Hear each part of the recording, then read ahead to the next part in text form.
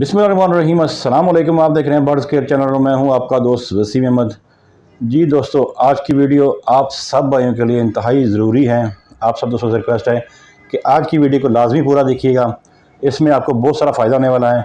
आज हम आपके जो सवालात हैं उसके बारे में बात करेंगे, कबूतरों के बीमारियों के बारे में बात करेंगे, उसका ट्रीटमेंट कैसे किया जाता है उस बारे में बात करेंगे, और डॉक्टर साहब से उनकी माहिराना राय लेंगे और उनसे पूछेंगे कि ये वजह क्या बनती है बीमार होने की। अगर बीमार हो जाएं तो उसका ट्रीटमेंट किस तरह किया जाता है। तो डॉक्टर अब्दुल वहीद फ़ातिम साहब से चलते हैं और उनसे डिस्कस करते हैं कि कौन कौन सी बीमारियां कॉमन हैं और उसका सदेबाप कैसे किया जाता है। अगर बीमारी आ जाए तो फर्स्ट ऑफ़ ऑल क्या करना चाहिए, सेफ्टी प्रिकॉशन क्या है और किस तरह उसका ट्रीटमेंट करना चाहिए। तो टाइम वेस्ट किए बगैर चलते हैं डॉक्टर साहब की तरफ और उनसे पूछते हैं कि बीमारियों का ट्रीटमेंट किस तरह किया जाता है। अस्सलाम वालेकुम सर। वालेकुम सलाम। डॉक्टर साहब कैसे हैं आप? अल्हम्दुलिल्लाह, अल्लाह की ज़ात का बहुत शुक्र। सर बहुत शुक्रिया, पहले आपने हमें अपने क्लिनिक बुलाया और हमें टाइम दिया कि हम अपने दोस्तों के लिए, हमारे व्यूवर्स के लिए जो उन्होंने सवाल किए हैं व्हाट्सएप के थ्रू, वॉइस मैसेज के थ्रू, कॉल के थ्रू, हम आपसे उसके डिस्कशन कर सकें और आपसे उनकी राय मालूम कर सकें कि उनकी ट्रीटमेंट किस तरह की जा सकती है। जी बहुत शुक्रिया। तो डॉक्टर साहब, पहले तो मौसम चेंज हो रहा है, अब सर्दी आ रही है, तो ऐसे मौसम में कबूतरों की देखभाल और परिंदों की देखभाल करने के लिए कुछ ऐसी चीज़ बता दें जो हर बंदा इजीली कर सके।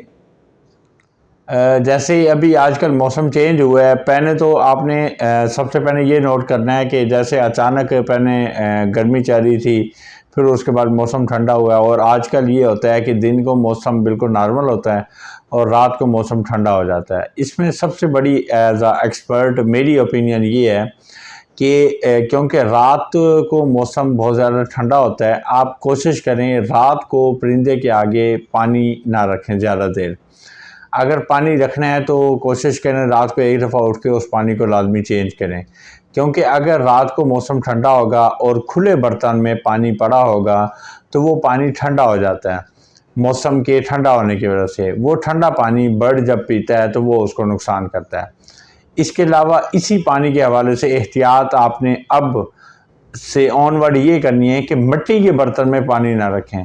मिट्टी के बर्तन में अगर पानी रखेंगे, जैसे आपने देखा होगा घड़े के अंदर जब पानी रखा जाता है तो वो पानी ठंडा हो जाता है।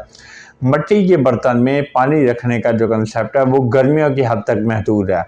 अगर आप सर्दियों में, ठंडे मौसम में, बारिशों वाले मौसम में मिट्टी के बर्तन में पानी रखेंगे तो वो पानी का टेम्परेचर बर्ड के बॉडी टेम्परेचर से कम होगा, जिसकी वजह से वो ठंडा पानी बर्ड के लिए बजाय फ़ायदे के नुकसान का बायस होगा। अच्छा डॉक्टर साहब, मेरे एक वॉइस मैसेज आया था, हमारे दोस्त हैं जुहेब साहब, उन्होंने पूछा था कि कबूतरों में अगर सोकड़ा या परिंदों में सोकड़ा आ जाए तो आप कबूतरों का ही बता दें हमें कि कबूतरों में अगर सोकड़े की मर्ज आ जाए तो उसका सिंपल तरीके से इलाज घर में किस तरह किया जा सकता है कि वेट के पास आना लाजमी है। इसके बारे में थोड़ी अपनी राय दें।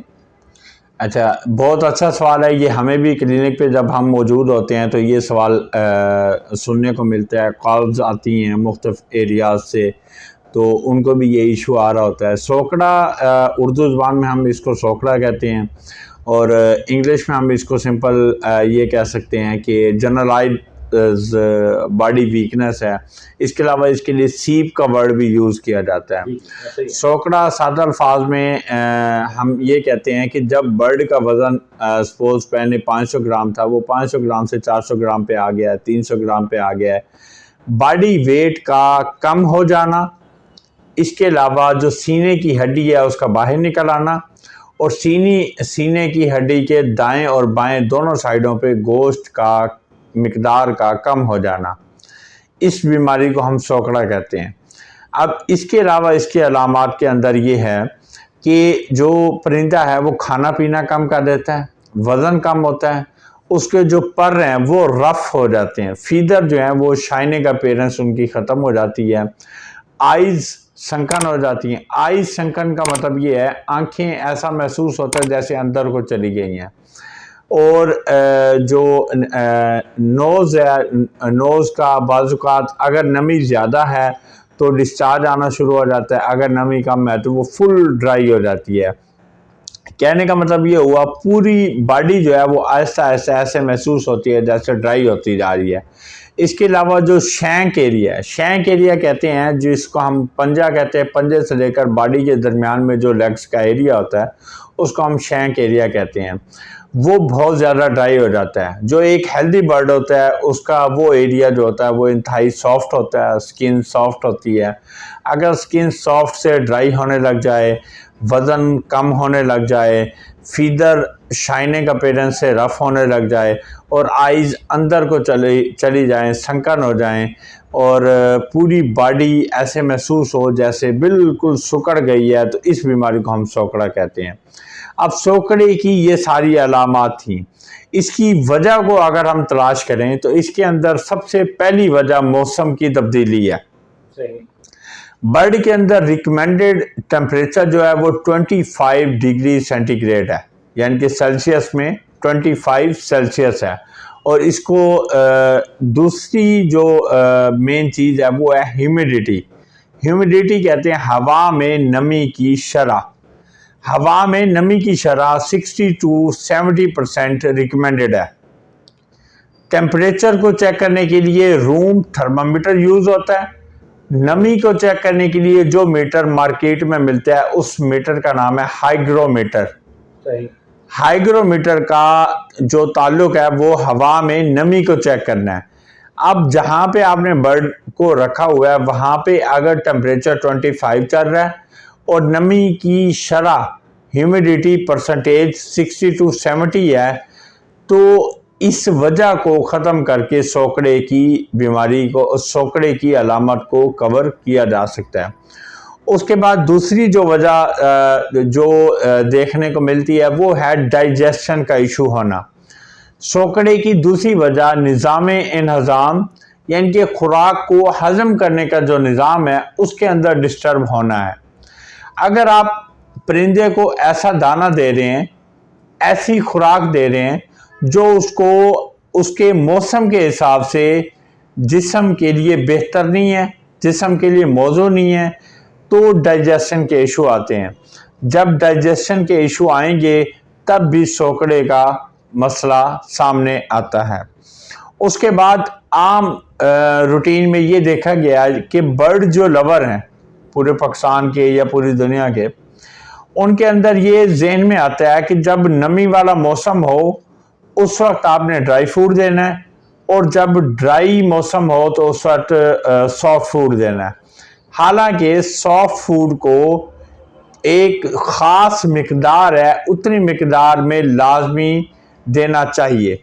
अब अगर जो खुश्क मौसम है तो उसमें 200 ग्राम जो है वो नॉर्मली यूज़ किया जाता है, और अगर नमी वाला मौसम है तो उसमें इसकी मिकदार कम कर दी जाती है। लेकिन ये नहीं है कि सॉफ्ट फूड बिल्कुल नहीं दी जाती, लेकिन सॉफ्ट फूड देते हुए ये आपने एहतियात करनी है, वो फूड जिसमें नमी है, नमी वाले फूड में बैक्टीरिया का अटैक होने का चांस ज़्यादा है, इसी तरह फंगस का अटैक होने का ज़्यादा चांस है। जब आप वेट फूड यानी कि सॉफ्ट फूड जो कि बर्ड के लिए रिकमेंडेड है उसको आप बर्ड्स को देते हैं तो आपको चाहिए कि आप 2 घंटे बाद उस फूड को रिप्लेस कर दें ड्राई फूड के साथ। ज़्यादा देर सॉफ्ट फूड खुले बर्तन में रहेगी तो उसके अंदर फंगस होगी, और फंगस वाली फूड जब बर्ड लेगा तो उसको सोकड़े जैसी बीमारी, इस तरह और फंगस के मुतालिक जितनी बीमारियां उनके फैलने का चांस ज़्यादा होता है। अब उसके बाद अगला पॉइंट आता है, वो आता है क्राउडिंग ऑफ द बर्ड। ये बड़ा ही निगलेक्टेड पॉइंट है जिसको हम इग्नोर करते हैं। आपके पास परिंदों की स्पेस 50 बर्ड की है, आप एज अ ब्रीडर लालच करके अगर वहां पे 50 से ज़्यादा बर्ड रखेंगे तो इस कंडीशन को हम कहते हैं क्राउडिंग ऑफ द बर्ड्स। देखें जी, अगर क्राउडिंग होगी, क्राउडिंग का नुकसान क्या होगा? सबसे बड़ा नुकसान ये होगा वहां पे उस एरिया में ऑक्सीजन का लेवल कम होगा। बिल्कुल सही। एक आपके पास क्लोज स्पेस है, क्लोज स्पेस में 50 परिंदे आसानी से सांस ले सकते हैं।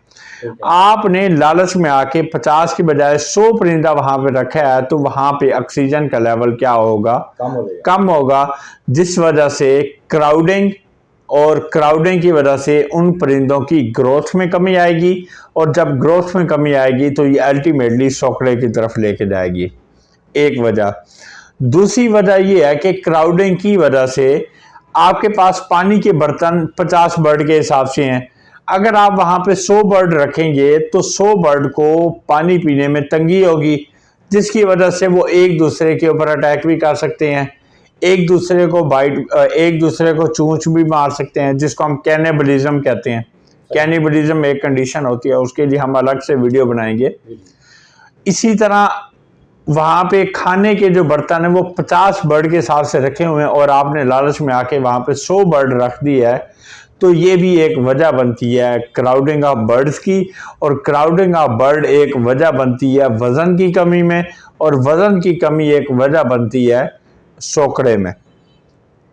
अब इसके अंदर ये देखा जाता है, जब परिंदों की तादाद कम जगह पे ज्यादा रखी जाए, कुछ परिंदे जो हेल्दी होते हैं वो डोमिनेंट हो जाते हैं, गालिब आ जाते हैं, और कुछ परिंदे ऐसे होते हैं जो मगलूब हो जाते हैं, जिसको हम इंग्लिश जुबान में रिसेसिव का वर्ड यूज करते हैं।